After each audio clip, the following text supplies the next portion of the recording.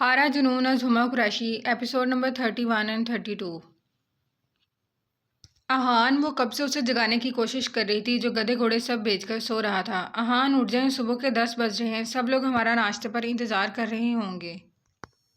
वो तैयार हुई, कब से उसे जगाने के लिए जतन कर रही थी, जिसकी नींद इतनी पक्की थी कि खुलने का नाम ही नहीं ले रही थी। अहान, इस पर उसने झंझलाकर उसका कंधा झंझोड़ डाला था। जी जाने अहान। उसने खुमार से लबरेज आंखें खोलकर निकरी निकरी सी आइजल को देखा था, जो शायद अभी शॉवर लेकर निकली थी। बालों से शबनमी कतरे टपक रहे थे। सुबह हो गई है, मेहरबानी होगी अगर आप उठकर वॉशरूम में तशरीफ़ ले जाएंगे तो।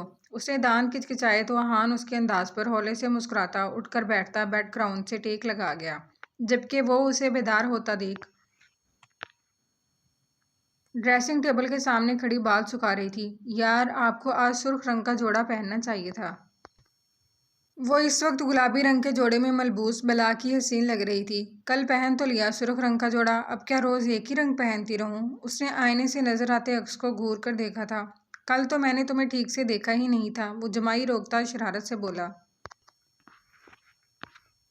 अब सारी ज़िंदगी देखते रहना, फ़िलहाल उठ जाओ, हमें नीचे जाना है, नाश्ते पर मुश्तबा हमारा इंतज़ार कर रहा होगा। अहान की पेशानी पर बल नमूदार हुए थे। डोंट टेल मी एजल, तुम्हारा वो भाई यहाँ भी औरतों वाली रस्में निभाने के लिए पहुँच चुका है। वो कंफर्टर उतार कर साइड पर फेंकता उसके नज़दीक आया।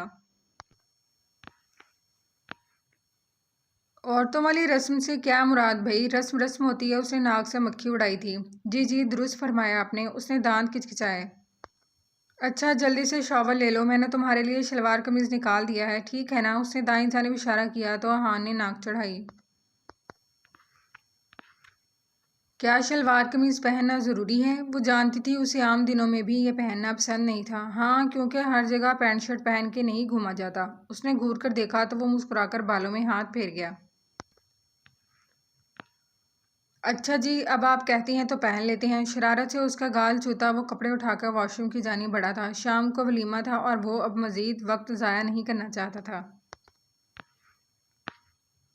समरा, वो तेज़ी से तैयार हो रहा था। आज एक फॉरेनर डेलीगेशन आ रहा था और उसे वक्त पर ऑफिस पहुंचना था। वो जो उसकी तैयारी में हेल्प करा रही थी, उसकी आवाज़ पर चौंकी। जी। वो कदम उठाती नज़दीक आई, साथ ही पास रखी घड़ी उठाकर उसकी जानिब बढ़ाई, जो कलाई सामने कर गया और वो खामोशी से घड़ी बांधने लगी थी। मुझे 1-2 रोज़ में मीटिंग के लिए आउट ऑफ कंट्री जाना है। आप अपनी तैयारी कर लें, मेरे साथ ही चलिएगा। समरा, जो उसे कोट पहनने में मदद कर रही थी, यकदम चौंकी। लेकिन मुस्तफ़ा, मैं वहाँ जाकर क्या करूँगी? आप तो काम में बिजी होंगे। उसने बहाना गढ़ा। पहले भी तो साथ जाती थी ना? वैसे भी आप कुछ रोज़ कबल ऑफिस ज्वाइन करने के लिए बोल रही थी, भूल गई? अपने साथ साथ उस पर भी अपनी खुशबू छिड़कता वो आईब्रो उठाकर बोला था। तो पहले मैं काम से जाती थी, अब आप क्या मुझे अपने साथ साथ ऑफिस में लेकर घूमेंगे? और मैं ऑफिस कोई काम वगैरह करने नहीं जाऊंगी, वो नरूठेपन से बोली। मुस्तफ़ा, जो अब तेज़ी से स्क्रीन पर उंगलियां चला रहा था, एकदम चौंका। तो फिर क्यों जाना चाहती हैं? उसने हैरानगी से इस्तिफसार किया। वैसे ही, टाइम पास के लिए। बेड पर बैठती वो शरारत से बोली। तो मुस्तफ़ा ने उसे घूर कर देखा था। मेरा ऑफिस कोई टाइम पास की जगह नहीं। अगर टाइम ही पास करना है तो आप किचन में तशरीफ़ ले जाया करें, आप भी खुश और मेरा मैदा भी। इस बार उसने छेड़ने का काम सर अंजाम दिया था। किचन का काम इंतहाई जहर लगता है मुझे। वो तो मैं वैसे ही कर रही थी। उसने झुरझुरी सी ली। तो फिर आप अपना वो पेंटिंग वगैरह का शौक पूरा कर लिया करें। उसने उसे फोर्स करना ज़रूरी नहीं समझा था। वो सर हिला गई। मतलब आप मेरे साथ नहीं जा रही हैं? उसने आईब्रो उठाया। उसने नफ़ी में सर हिलाया। सोच लें, मैं ऐसे मौके रोज़ रोज़ नहीं देता। फिर मैं फॉरेन ट्रिप पर हमेशा अपनी सेक्रेटरी को ही साथ लेकर जाऊंगा। उसने एक बार फिर उसे उकसाया था तो समरा ज़रा पुरसोच हुई। मैं आपके साथ एक शर्त पर जाऊंगी। उसे नीम रजामंद देख वो ड्रेसिंग टेबल से टेक लगाए तवज्जो से उसकी जानिब मुतवज्जो था। कैसी शर्त? उसने सवालिया अंदाज में पूछा। अगर आप वहाँ काम के अलावा मुझे घुमाने का वादा करें, वो शरारत से बोली, क्योंकि इतना तो वो जानती थी कि उसे घूमना फिरना कितना बुरा लगता था। चलें, डन हो गया। फिर फटाफट अपनी और मेरी पैकिंग कर लीजिएगा। अभी चलें, नाश्ते के लिए लेट हो रहा है। अपना ब्रीफकेस उठाकर उसकी हमराही में कदम उठाता वो नाश्ते की मेज़ पर आया, जहाँ पहले ही अरीशा और उसकी माँ विराजमान थे। گڈ مارننگ بیوٹیفل لیڈیز، مصطفیٰ نے شاش بشاش لہجے میں وش کرتے چیئر پر بیٹھی ماں کو حصار میں لیتے ماتھے پر بوسہ دیا تھا۔ گڈ مارننگ، کیا بات ہے آج بڑے فریش نظر آ رہے ہو؟ اس نے سمرہ کو ذومانی نظروں سے دیکھ استفسار کیا تھا، جس پر وہ جھیم کر پلیٹ میں سر جھکا گئی تھی۔ خوش تو میں واقعی بہت ہوں۔ اینڈ گیس واٹ، اس کے پیچھے کیا وجہ ہو سکتی ہے؟ اس نے ماں کی جانب دیکھا۔ انہوں نے مسکرا کر مصطفیٰ کو دیکھا تھا کیونکہ وہ اس کی بات کو سمجھ گئی تھی۔ اوف، مجھے گیس کرنا نہیں آتا، تم ہی بتا دو۔ وہ چند لمحے سوچنے کے بعد ہار مان گئی۔ سمرہ لبوں پر مسکراہٹ سجائے خاموش بیٹھی تھی۔ یار، آج میری جنت کا جنم دن ہے۔ بالآخر اس نے بھانڈا پھوڑ ہی دیا تھا۔ عریشہ اور سمرہ دونوں ہی حیرت سے مسکرائی تھیں۔ رات 12 بجے وہ زنیرہ کے کمرے میں ضرور گیا تھا، مگر مصطفیٰ نے اسے اس کی برتھ ڈے کے بارے میں کچھ نہیں بتایا تھا، بلکہ وہ آتے ہی کمرے کی لائٹس آف کرتا، اسے حصار میں لیتا، آنکھیں موند گیا تھا۔ ہیپی برتھ ڈے آنٹی، اس نے آگے بڑھ کر وش کرتے ہاتھوں کو چوما تھا تو وہ اس کی محبت پر مسکرائیں۔ تھینک یو میرا بچہ، جواباً انہوں نے بھی محبت سے کہا تھا۔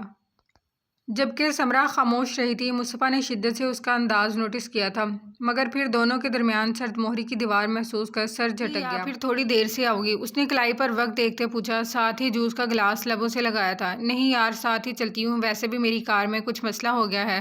وہ منہ بنا کر بولی، چلو تم جلدی سے ناشتہ فنش کر لو، میں باہر تمہارا ویٹ کر رہا ہوں۔ اس نے سمجھ کر سر ہلایا، ساتھ ہی اٹھ کر سمرہ کو اشارہ کرتا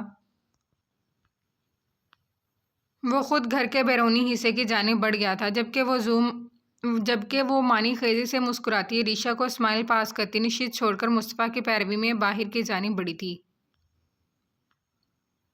وہ دونوں آگے پیچھے ہی کار پورچ تک آئے تھے۔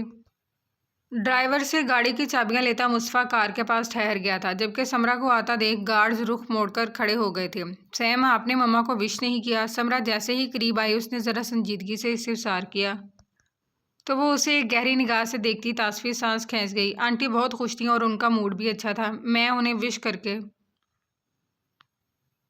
ان کا موڈ نہیں خراب کرنا چاہتی تھی، اور میرا نہیں خیال کہ میرا وش کرنا بہت ضروری تھا، آپ نے اور عریشہ نے کر دیا بہت ہے۔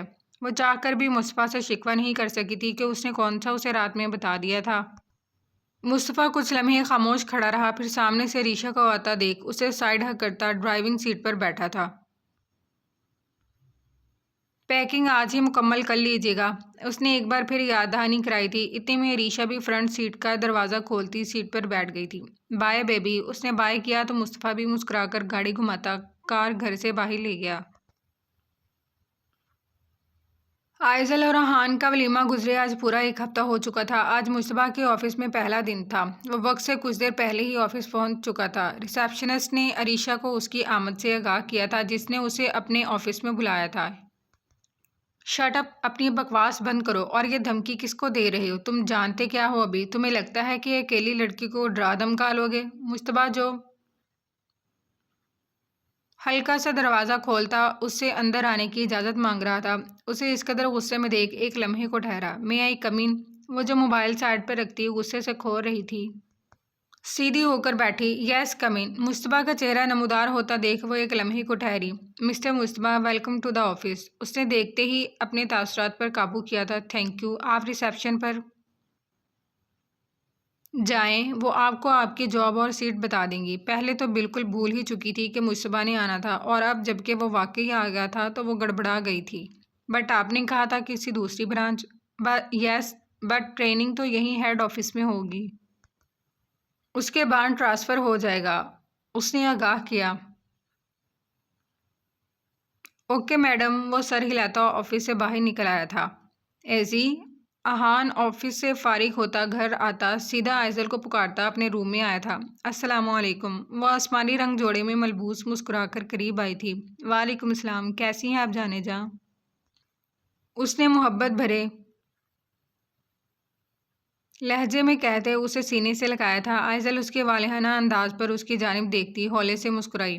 خیریت ہے؟ اس کا کوٹ اتار کر ایک جانب رکھتی وہ آئی برو اٹھا کر شرارت سے بولی۔ خیریت تو ہے، یہ دیکھیں آپ۔ اس نے ایک لفافہ اس کی جانب بڑھایا۔ اس نے ناسمجھی سے اس کی جانب دیکھا۔ اس میں کیا ہے؟ اس نے آئی برو اٹھائے۔ کھول کر تو دیکھیں۔ اس نے لب دبائے۔ آئزل نے لفافہ کھولا تو اس میں 2 اٹلی کے ٹکٹس تھے۔ اہان یہ، اس نے حیرت اور خوشی کے ملے جلے تاثرات سمیت سوال کیا تھا۔ ہم ہنی مون پر جا رہے ہیں ڈارلنگ۔ اس کی کمر کے گرد حصار قائم کرتا وہ محبت سے بولا تو آئزل نے آگے بڑھ کر اس کے ہلکی داڑھی والے گال پر اپنے لب رکھے تھے۔ وہ حیرت سے پوری آنکھیں کھول گیا۔ Thank you. اس کے حیران تاثرات دیکھ وہ جھٹ اپنا چہرہ اس کے سینے میں چھپا گئی تھی، جبکہ وہ دلکشی سے قہقہہ لگاتا اسے کمر سے پکڑ کر اونچا کیے گول گول چکر دیتا مسلسل قہقہہ لگا رہا تھا۔ مصطفیٰ آسٹریلیا میں اپنی میٹنگز بھگتاتا اب واپسی پر 2 دن کے لیے دبئی ٹھہر گیا تھا۔ وہ اس وقت مصطفیٰ کے ذاتی پینٹ ہاؤس میں موجود تھے جب سمرا اسے پکارتی ہوئی بالکنی میں آئی تھی۔ وہ اس وقت موبائل میں مشغول تھا۔ ہم گھر کب جائیں گے؟ وہ ریگنگ سے ٹیک لگاتی ذرا اداس سے لہجے میں استفسار کر رہی تھی۔ کیوں میرے ساتھ بور ہو رہی ہیں آپ؟ وہ اس کی آواز میں اداسی محسوس کر موبائل جیب میں ڈالتا اپنے حصار میں لے گیا۔ میں آپ کے ساتھ کبھی بور نہیں ہو سکتی۔ اس کے حصار میں چہرہ اٹھا کر اس کی بھیڑ چھوتی وہ نرم خوئی سے بولی تھی۔ ریلی؟ تو پھر ہم مزید کچھ دن یہاں ٹھہر جاتے ہیں۔ اب وہ اسے حصار میں لیے دوسرا ہاتھ ٹراؤزر کی جیب میں ڈالتا استفساریہ گویا ہوا۔ ٹھہرنے میں کوئی مسئلہ نہیں ہے، مگر پھر آپ آفس کا کوئی بھی کام نہیں کریں گے؟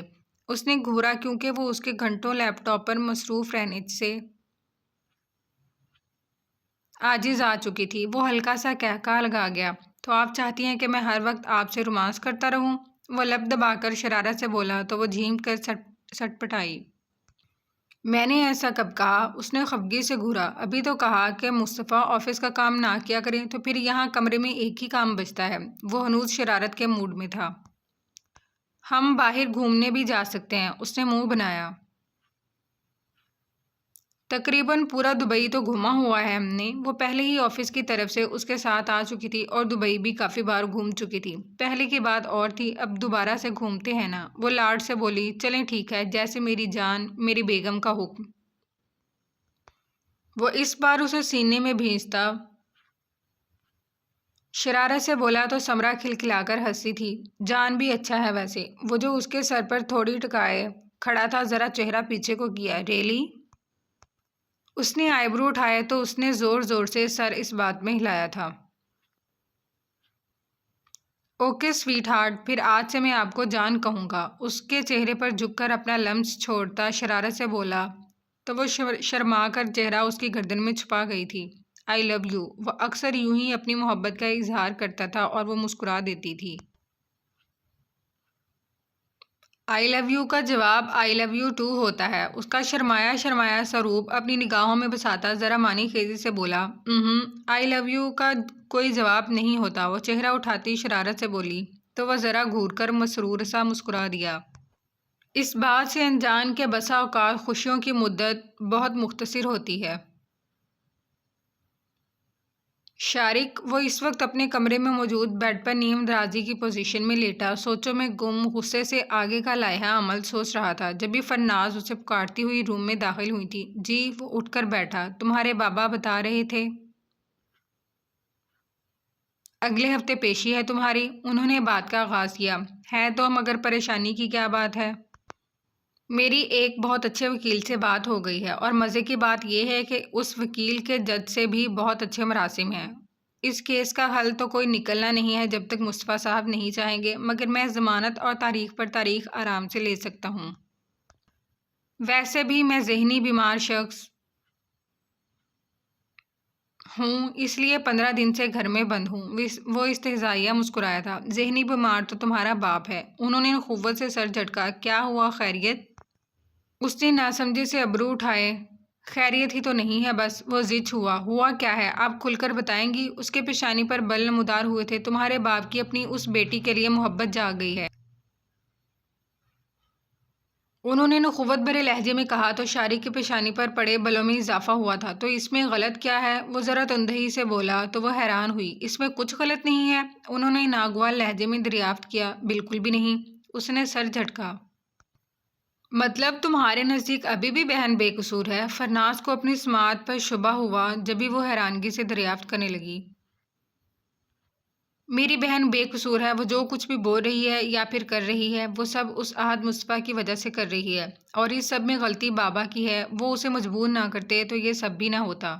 شاعری کی بات سن فرناز کو حیرت انگیز جھٹکا لگا تھا، کیونکہ سمرا کے انکار کے بعد وہ گھر واپس آتا پورا جہاں سر پر اٹھا چکا تھا، اور اب کتنے آرام سے سب کہہ رہا تھا، کمال ہے، پہلے باپ اور اب بھائی کی محبت بھی جاگ چکی ہے۔ وہ طنزیہ لب و لہجہ اختیار کر گئی۔ تو اس میں غلط ہی کیا ہے؟ وہ بہن ہے میری، بیٹی ہے ہماری، ہم اسے یوں دشمن کے مورچے میں تو نہیں چھوڑ سکتے نا؟ فرناز نے ذرا مشکوک نظروں سے دیکھا، کیونکہ وہ سمرا کو لے کر فکر مند رہتا تھا، اس سے محبت بھی کرتا تھا، مگر اب بہن کے لیے محبت کی انتہا اور جذباتیت کھٹکھٹا رہی تھی۔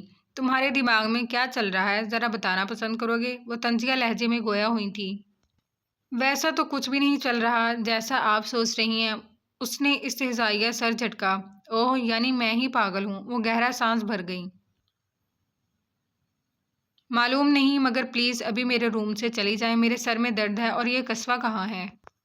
ہر وقت دوستوں کے ساتھ کہیں نہ کہیں نکلی رہتی ہے، اس سے کہیں گھر رہا کرے۔ شریف گھروں کی لڑکیاں یوں آدھی آدھی راتوں کو مٹر گشتی نہیں کیا کرتی پھرتی۔ اس بار وہ الٹا برہم ہوا تھا۔ وہ جہاں جاتی ہے مجھے اور تمہارے بابا کو بتا کر جاتی ہے۔ میری بیٹی پر شک کرنے کی بجائے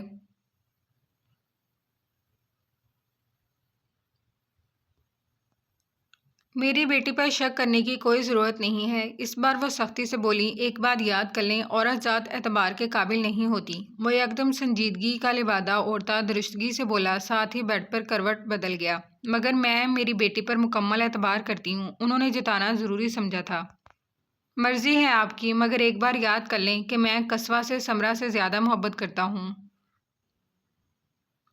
کیونکہ وہ ہمیشہ میرے لیے ایک ڈول جیسی رہی ہے، میری اولاد کی طرح ہے۔ مگر کبھی اس نے کوئی ایسا عمل کیا جو اس گھر کے مردوں کے لیے شرمندگی یا ذلت کا باعث بنا تو قاتل تو میں پہلے ہی ہوں، باقی آپ خود سمجھدار ہیں۔ فرناز کا فق پڑتا چہرہ دیکھ وہ اپنے پتھریلے تاثرات پر بمشکل قابو پاتا انتہا کے کھردرے لہجے میں گویا ہوا تھا، لگتا ہے تمہارا تو دماغ ہی خراب ہو گیا ہے۔ انہوں نے نخوت سے سر جھٹکا۔ جی ہو گیا ہے، اور اگر بار بار اس گھر کی عورت ہمارا سر شرم سے جھکائے گی تو پھر اس گھر کے مردوں پر فرض ہے کہ وہ اس وجہ کو ہی زمین میں دفن کر دیں۔ وہ شفقیت سے گویا ہوا تھا، تو سب سے پہلے جا کر اپنی اس سگی لاڈلی بہن کا سر تن سے جدا کرو جو تمہاری آنکھوں کے سامنے تمہارے دشمن کی باہوں میں تھی۔ وہ ہمیشہ کی طرح سمرا کے لیے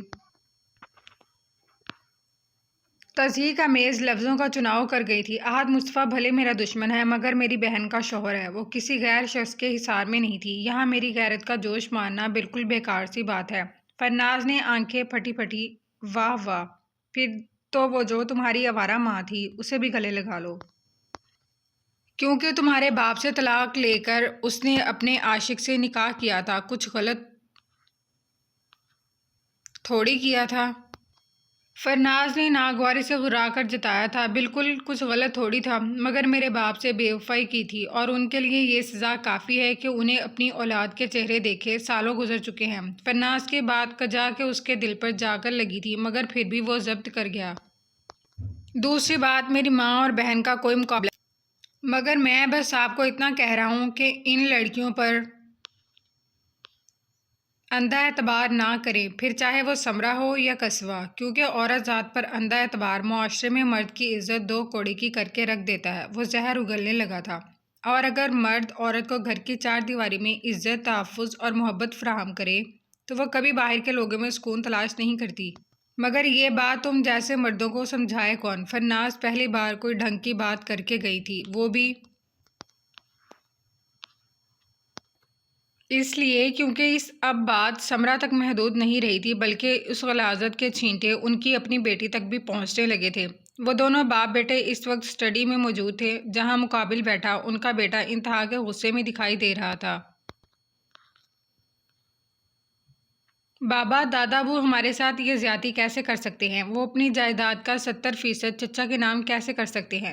چہرہ ضبط کے باعث سرخ پڑ گیا تھا۔ حوصلہ رکھو، یہ ساری جائیداد ہر حال میں آنی تو یہی ہے تمہاری۔ اس نے اس بات میں سر ہلایا۔ بس اب ہم اس نکاح کو کیش کریں گے۔ وہ ہولے سے مسکرائے۔ اور میری فیملی؟ مقابل کو اپنی بیوی کی فکر ہوئی تھی۔ تمہاری بیوی تمہاری پراپرٹی ہے، کہیں بھاگی نہیں جا رہی، لیکن ابھی ہم بس اسی طریقے سے اس لڑکی کو لگامیں ڈال سکتے ہیں۔ وہ آگے کی منصوبہ بندی کر بیٹھے تھے۔ میں آپ کا ساتھ دینے کے لیے تیار ہوں، مگر اس تمام قصے میں میری فیملی پر کوئی اثر نہیں پڑنا چاہیے، وہ ناگوار لہجے میں بولا۔ حوصلہ رکھو، کچھ نہیں ہو رہا تمہاری بیوی کے ساتھ، انہوں نے بیٹے کو ڈپٹا۔ ٹھیک ہے، پھر کل میں ملاقات کر لیتا ہوں، اس کے بعد باقی کے تمام معاملات آپ دیکھ لیجیے گا۔ وہ ناک پر سے مکھی اڑا گیا۔ ہاں جاؤ تم، وہ اب پرسوچ دکھائی دے رہے تھے۔ ہائے مشتبہ، کیا قسمت پائی ہے، صبح آفس جانے سے پہلے ناشتہ بھی خود بناؤ، بھائی واہ۔ وہ اپنے لیے چائے بناتا آتن بڑبڑا بھی رہا تھا جب ہی اس کا موبائل رنگ ہوا تھا۔ وہ اسکرین پر نظر ڈال کر مسکرایا، کیونکہ اس کی آفس ٹائمنگ میں وہ لازمی صبح اور لنچ ٹائم میں کال کرتی تھی۔ السلام علیکم، کیا تمہارا شوہر کوئی کام دھندہ نہیں کرتا ہے جو تم اس پر توجہ دینے کی بجائے ہر وقت مجھے ہی کال کرتی رہتی ہو؟ اس نے ہمیشہ کی طرح مخصوص جملہ دہرایا تھا، وہ جو اذان کی تیاری میں مدد کرانے کے ساتھ ساتھ فون اسپیکر پر کر گئی تھی، اب مسکرا کر اس کی جانب دیکھ رہی تھی جس نے آئی برو اٹھائے تھے۔ ایسی بات نہیں ہے، بس مجھے تمہاری فکر ہوتی ہے، کتنی بار کہا ہے ناشتہ یہیں کر لیا کرو۔ وہ اس وقت اذان کی شرٹ کا بٹن ٹانک رہی تھی جو اچانک ہی ٹوٹ گیا تھا۔ تو پھر کہاں ہے وہ تمہارا نکما شوہر، اس نے جان کر کہا تھا۔ بیوی کا اگر بھائی نکما ہو تو اسے خوش رکھنے کی خاطر اس کے نکمے بھائی کی بھی خوشی کا خیال رکھنا ہوتا ہے۔ اس بار وہ خود کو کہنے سے باز نہیں رکھ سکا تھا، ساتھ ہی مسکراتی ہوئی آئزل کو آنکھیں دکھائی تھی۔ اچھا، تم جاسوس کی طرح یہیں کھڑے ہو ابھی تک، اس نے مسکرا کر چھیڑا تھا۔ ہاں تو میری بیوی ہر وقت تمہاری فکر میں گھلتی رہتی ہے، وہ جتاتے لہجے میں بولا۔ میں تو آفس جا رہا ہوں یار، یہ بلا وجہ پریشان ہو رہی ہے، اس بار وہ نرمی سے بولا۔ اسی لیے بولتا ہوں شادی کر لے تاکہ میں سکون سے اپنی بیوی کے ساتھ ہنی مون پر جا سکوں، وہ ازلی بے باکی سے بولا۔ آئزل نے پوری آنکھیں کھول کر گھورا تھا۔ ہاں ہاں ہاں، تو ڈھونڈو نا کوئی لڑکی، مجھ جاب لیس آدمی کے لیے مل جائے تو مجھے انفارم کر دینا، میں نکاح کے لیے آ جاؤں گا، وہ شرارت سے بولا، جبکہ آئزل اب ان دونوں کو اپنی باتوں میں مصروف ہوتا دیکھ سر جھٹکتی کمرہ سمیٹنے لگی۔ یار 2 دن بعد کی فلائٹ ہے ہماری، آفس میں کچھ ضروری کام نکل آئے تو اسی لیے فلائٹ کینسل کرانی پڑی تھی، اس نے جواز پیش کیا۔ اوکے بائے، وہ رابطہ منقطع کر گیا، جبکہ اب وہ آئزل کی جانب متوجہ ہوا۔ ایزی، اس کی پکار پر وہ سارے کام چھوڑ کر اس کے نزدیک آئے، جو سنجیدگی سے پینٹ کی جیبوں میں ہاتھ اڑس کر کھڑا، اب سنجیدہ دکھائی دے رہا تھا۔ ماما کہہ رہی تھی کہ آپ سارا سارا دن روم میں بند رہتی ہیں، جان سکتا ہوں کیوں؟ وہ کافی دن سے باز پرس کرنا چاہ رہا تھا، مگر ہر بار اس کا خوشگوار موڈ دیکھ کر سر جھٹک جاتا۔ میں جب روم سے باہر جاتی ہوں تو وہ ملازمین کے سامنے میری کسی نہ کسی بات پر بے عزتی کر دیتی ہیں، پھر سیکنڈز بعد صحیح سے بات کرنے لگتی ہیں۔ اگر انہیں یہ لگتا ہے کہ وہ یوں میری بے عزتی کریں گی اور میں ان کے ساتھ نارمل رہوں گی تو سوری ہان، یہ مجھ سے نہیں ہوگا۔ اس بار وہ بھی سنجیدگی سے بولی تو اس نے ایک گہری سانس لی تھی۔ تو یہ بات تمہیں مجھے بتانی چاہیے تھی نا؟ اس بار وہ نرمی سے بولا، کیونکہ وہ جانتا تھا کہ اس کی ماں اس شادی سے زیادہ خوش تو نہیں تھی، تاکہ تمہیں لگتا کہ میں ٹپکل عورتوں کی طرح بیٹے سے اس کی ماں کی شکایت کر رہی ہوں۔ دوسری بات، یہ بات میرے نزدیک اتنی بڑی نہیں ہے، دنیا میں ہم سب کی پسند نہیں بن سکتے۔ اگر آنٹی کو میں بہو کی صورت نہیں پسند تو اٹس اوکے، مگر اب میں ان کے بیٹے کی بیوی تو ہوں، بات ختم۔ اس بار وہ ذرا ناراض لہجے میں بولی۔ میں ایسا کیوں سوچوں گا آئزل، گھر میں کوئی بھی مسئلہ ہو آپ سب سے پہلے مجھے بتائیں گی تاکہ میں اپنے طریقے سے ہینڈل کر سکوں۔ وہ اس کا ہاتھ اپنے ہاتھوں میں لیتا اپنے ہونے کا مان بخش رہا تھا۔ اوکے پلیز سارا دن کمرے میں نہ رہا کریں، تھوڑا دن غصہ کریں گی پھر ٹھیک ہو جائیں گی، ویسے بھی 1-2 روز میں ہم ہنی مون پر چلے جائیں گے۔ پھر وہ کچھ کہتے کہتے یکدم سے رکا تھا۔ پھر اس نے آئی برو اٹھائے تو وہ شرارت سے کان کے نزدیک جھکتا سرگوشیانہ بولا تھا، جبکہ اس کا چہرہ لمحوں میں سرخ پڑ گیا تھا۔ انتہا کے بدتمیز انسان ہو تم، وہ اس قدر سنجیدہ گفتگو میں اس کی انتہائی غیر سنجیدہ اور بے باک معنی خیز سرگوشی میں پر کان کی لو تک سرخ پڑ گئی تھی، جبکہ وہ قہقہا لگا گیا۔ تو اس میں اتنا شرمانے والی کون سی بات ہے، ہر شادی شدہ کپل ہی، وہ ایک بار پھر کچھ بولنے لگا تھا۔ جبھی آئزل تیزی سے اس کے چہرے پر ہاتھ رکھتی منہ بند کرا گئی۔ خاموش ہو جاؤ، تم بہت فضول بولتے ہو، اور آفس جاؤ، تمہیں لیٹ ہو رہا ہے۔ وہ اس کا رخ پھیر گئی جبکہ وہ قہقہہ لگاتا اسے اپنے حصار میں لے کر ہگ کرتا ماتھے پر بوسہ دیتا روم سے ان کی ہمراہی میں ہی نکلا تھا، جس کا رخ اب نیچے ناشتے کی ٹیبل کی جانب تھا۔